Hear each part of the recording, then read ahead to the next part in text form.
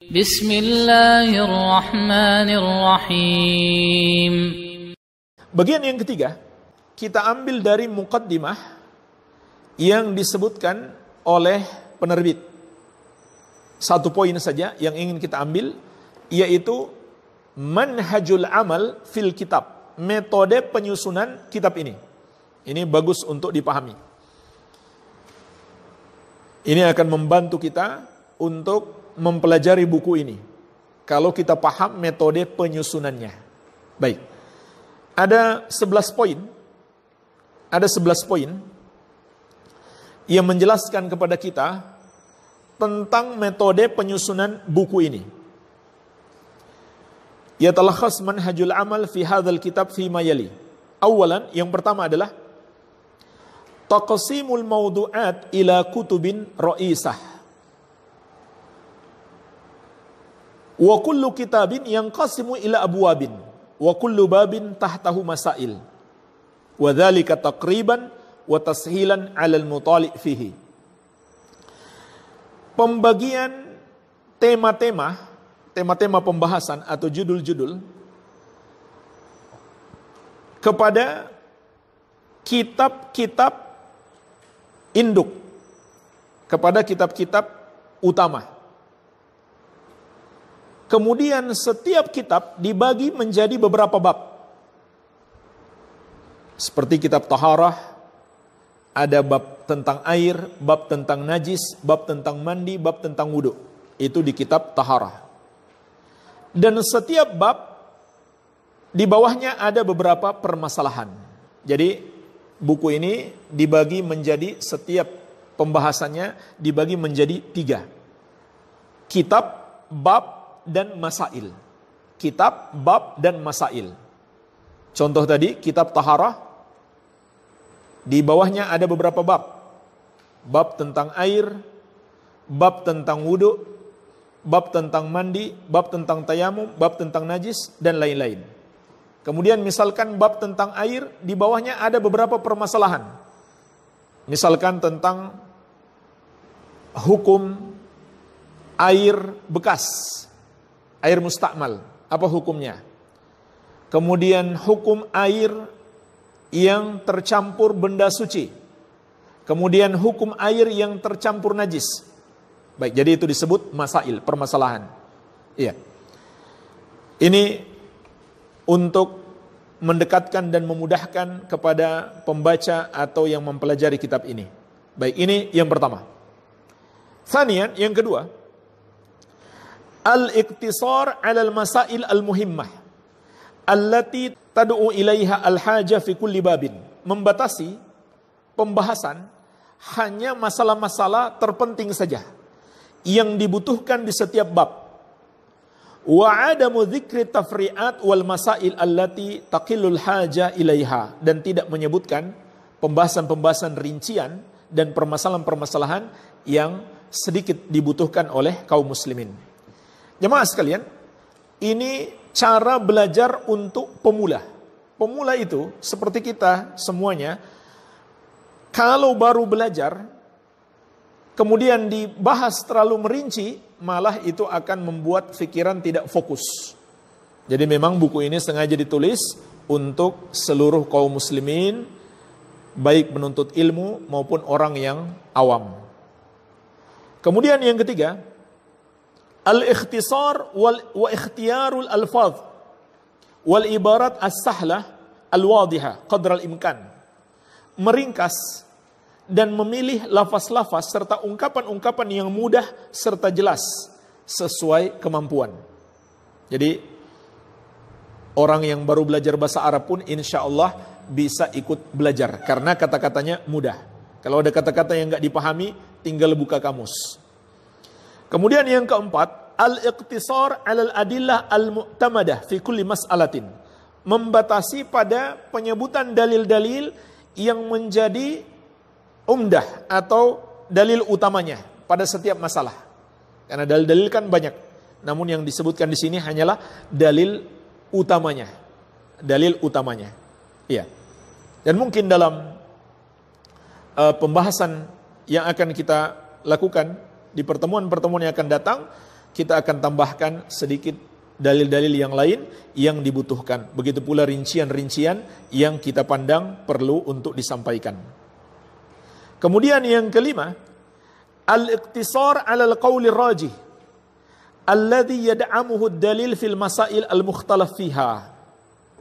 Membatasi pembahasan atau penyebutan pada pendapat yang paling kuat saja.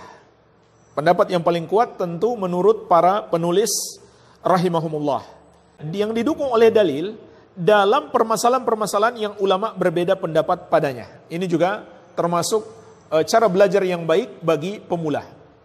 Ya, bagi pemula itu kurang tepat bahas secara lebih dalam aqwal ulama.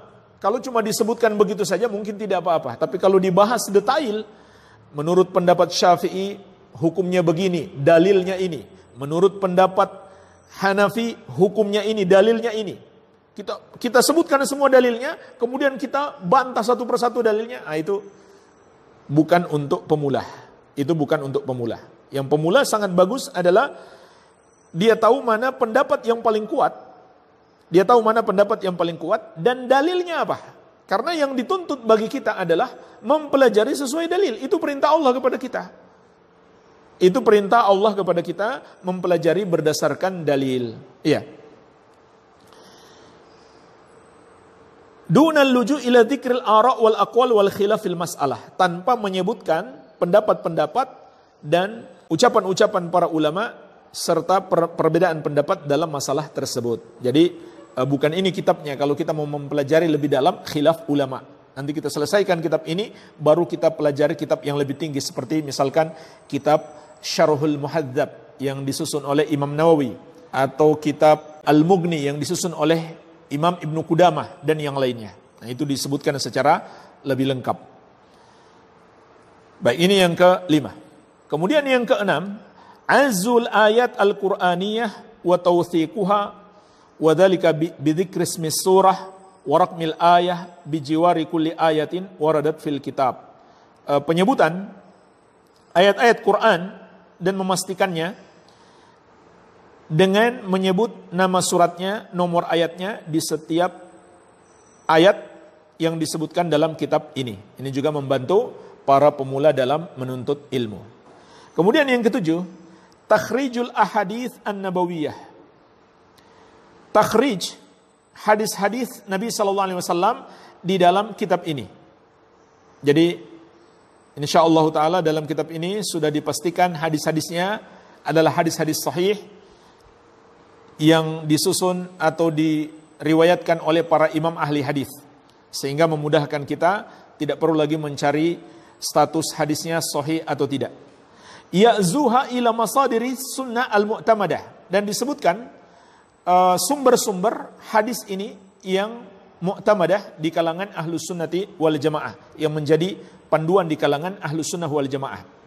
Fa in kana al hadits fi sahihain au ahadihima iktafaina bidzalik. Maka apabila hadis terdapat dalam as-sahihain, yaitu sahih al-Bukhari dan Muslim, atau di salah satu keduanya, kami cukupkan menyebutkan itu. Jadi ini metode para ulama. Kalau hadis itu ada dalam sahih Bukhari dan Muslim, maka para ulama mengatakan riwayat Bukhari dan Muslim atau muttafaqun alaih. Atau riwayat Bukhari saja, para ulama mengatakan riwayat Bukhari. Kalau riwayat Muslim saja, para ulama mengatakan riwayat Muslim saja. Artinya, walaupun hadis itu diriwayatkan juga oleh Abu Dawud, At-Tirmidzi, Ibnu Majah, Nasai, Ahmad, Malik, itu semuanya nggak perlu disebutkan. Ini kebiasaan ulama ahli hadis karena tingginya derajat sahih Bukhari dan Muslim. Jadi ini kebiasaan ulama.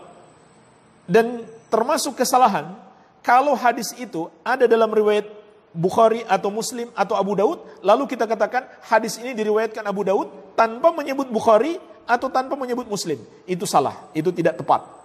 Iya. Tapi kalau kita hanya sebut riwayat Bukhari tanpa menyebut Abu Daud, itu sudah tepat. Kenapa? Karena tingkat ketinggian Bukhari dan Muslim itu diakui oleh seluruh ulama ahli hadis. Wa in lam yakun fi wahidin minhuma kharrajnahu min dawawinis sunnah al-masyhurah. Dan apabila tidak ada dalam Sahih Bukhari dan Muslim, maka kami takhrij hadis-hadis tersebut dari kitab-kitab sunnah yang masyhur. muqaddimina as-sunan al-arba'ah ala ghairiha, dengan mengedepankan sunan yang 4, yaitu Abu Daud, At-Tirmidzi, An-Nasa'i dan Ibnu Majah daripada selainnya. Nah, ini juga metode para ulama. Misalkan hadis itu ada dalam riwayat Abu Daud, Tirmidzi dan Malik dan Ahmad, maka Malik dan Ahmad nggak perlu disebutkan, kita sebut Abu Daud dan Tirmidzi saja sudah cukup. Dan apabila ada dalam riwayat Abu Daud dan Tirmidzi, lalu kita katakan diriwayatkan oleh Ahmad tanpa menyebut Abu Daud dan Tirmidzi, itu tidak tepat. Ya, karena ketinggian 4 kitab sunan ini, Abu Daud, At-Tirmidzi, An-Nasa'i dan Ibnu Majah. Ma'al hukmi ala ghairi ahadits as-sahihain wa bayani darajatiha, disertai dengan penjelasan hukum serta derajat kesahihan hadisnya apabila hadis itu selain dari Bukhari dan Muslim. Jadi kalau hadis dari Bukhari dan Muslim itu nggak perlu disebutkan lagi derajat hadisnya, sahih atau hasan atau lemah. Tapi kalau selain Bukhari dan Muslim perlu disebutkan. Perlu disebutkan, ya, seperti riwayat Abu Daud, At-Tirmidzi, Ibnu Majah, An-Nasa'i dan yang lainnya, itu kebiasaan para ulama perlu disebutkan apakah hadis itu sahih atau tidak. Karena ada cukup banyak hadis-hadis dhaif dalam 4 kitab ini, walaupun dibandingkan sahihnya itu jauh lebih sedikit. Hadis-hadis dhaif yang terdapat dalam 4 kitab ini dibandingkan dengan yang sahih jauh lebih sedikit. Namun untuk lebih memastikan kita dan menenangkan hati kita, perlu disebutkan derajat hadisnya. Wa dzalika min kalami a'immati sya'an fi dzalik al-mutaqaddimina minhum wal mu'asirin, yaitu dengan menyebutkan ucapan para ulama yang ahli dalam bidang ini, baik ulama terdahulu maupun ulama di zaman sekarang. Jadi di antara usaha para penulis kitab ini, mereka bukan hanya membuka buku-buku fikih, mereka juga membuka buku-buku hadis ditambah dengan buku-buku penelitian hadis. Jadi bukan hanya sekedar buku-buku hadisnya, tapi mereka juga membuka buku-buku ulama yang telah meneliti hadis tersebut sahih atau tidak. Ini tentunya sebuah karya yang luar biasa yang memudahkan kita kaum muslimin untuk mempelajarinya. Ya. Betapa banyak buku-buku fikih yang kita masih harus memastikan dulu hadis yang disebutkan di situ sahih atau tidak. Tapi dalam kitab ini insyaallah taala para penulis telah berusaha semampu mereka untuk memastikan hadis-hadisnya sahih. Kemudian yang ke-8, syarhul kalimat wal mustalahat al-gharibah allati tahtaju ila bayanin wa idahin. Penjelasan kata-kata dan istilah-istilah yang baru. Istilah-istilah yang baru atau yang mungkin tidak diketahui oleh kaum muslimin yang membutuhkan penjelasan dan keterangan. Ini juga diterangkan. Jadi ada kalimat-kalimat, istilah-istilah para ahli fikih yang mungkin berbeda dengan istilah dalam bahasa Arab. Itu perlu diterangkan juga. Itu perlu diterangkan. Sebagaimana insyaallah akan kita pelajari dalam buku ini. Wallati taridu athna at-tafsil wa syarh wa dzalika fil hasyiyah. Kata-kata yang perlu dijelaskan yang terdapat di tengah-tengah perincian dan penjelasan, maka itu disebutkan di catatan kaki. Disebutkan di catatan kaki. Amma mustalahat al-bahth ar-ra'isah fatushrah fi sulbil kitab fi bidayati kulli babin wa mas'alatin. Adapun istilah-istilah dalam pembahasan utama, maka itu diterangkan di awal kitab, ya, di dalam kitab di awalnya, di setiap bab atau setiap permasalahan. Ya, seperti di awal misalkan Kitabut Taharah. Ini kan pembahasan utamanya taharah. Apa makna taharah? Nah, itu dijelaskan di awal. Tapi kata-kata yang muncul di tengah pembahasan yang membutuhkan keterangan itu cukup diterangkan di catatan kaki. Baik. Yang ke-9, al-istifadah min ba'dil kutubil mu'asirah fil fiqh. Mengambil faidah dari buku-buku kontemporer dalam bidang fikih. Jadi subhanallah, ini para ulama profesor doktor di bidang fikih, tapi mereka bukan mengarang sesuatu yang baru. Ini juga perlu kita tekankan. Para ulama yang menulis buku-buku agama itu bukan mengarang membuat sesuatu yang baru, tapi mereka hanyalah mengikuti para ulama terdahulu atau memudahkan apa yang disampaikan oleh para ulama yang lebih dulu dari mereka, atau bagaimana menyesuaikan penjelasan-penjelasan ulama terdahulu dengan kondisi kekinian. Jadi itulah hakikat ilmu agama. Kalau ada orang yang seakan dia baru menemukan sesuatu yang baru, maka ini berbahaya dalam agama. Ini patut kita waspadai. Jangan-jangan dia berbuat bid'ah di dalam agama. Iya, jamaah sekalian, ini jalan selamat dalam belajar. Kita jangan berpendapat, kita jangan mengikuti kecuali sesuatu pertama berdasarkan dalil, yang kedua berdasarkan pemahaman-pemahaman para ulama yang telah mendahului kita. Jadi jangan kita melakukan sesuatu yang baru. Iya. Jadi di sini dijelaskan buku ini juga mengambil faidah dari sebagian buku-buku kontemporer dalam bidang fikih. Wa ahammuha, yang paling penting adalah kitab Asy-Syarhul Mumti' li Fadilati Syekh Muhammad bin Utsaimin rahimahullah. Ini subhanallah, kitab yang luar biasa.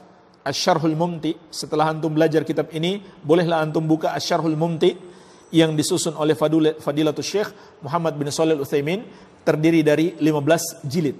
Dan dari judulnya kita dapat memahami buku ini. Judulnya apa? Asy-Syarhul Mumti'. Penjelasan yang menyenangkan. Ya, memang luar biasa kalau antum baca buku itu, insya Allah sangat menyenangkan atau memudahkan. Iya. Kurang lebih ada 15 jilid Asy-Syarhul Mumti'. Jadi buku ini banyak mengambil faidah dari penjelasan Syekh Muhammad bin Shalih Al-Utsaimin dalam kitab Asy-Syarhul Mumti'. Wal Mulakhas Al-Fiqhi. Begitu pula kitab Al-Mulakhas Al-Fiqhi. Kitab fikih juga ringkas, terdiri dari 2 jilid, disusun oleh Fadilatul Syekh Saleh bin Fauzan bin Abdullah Al-Fauzan hafizahullah taala. Jadi buku ini mengambil banyak faidah dari 2 orang ulama besar di abad ini. Yang pertama Al-Faqih Ibnu Utsaimin, yang kedua Al-Allamah Saleh Al-Fauzan rahimahumallahu taala. Wa dzalika bil idafati ila al-masadir al-ummahat fil madhahibil arba'ah wa ghairiha.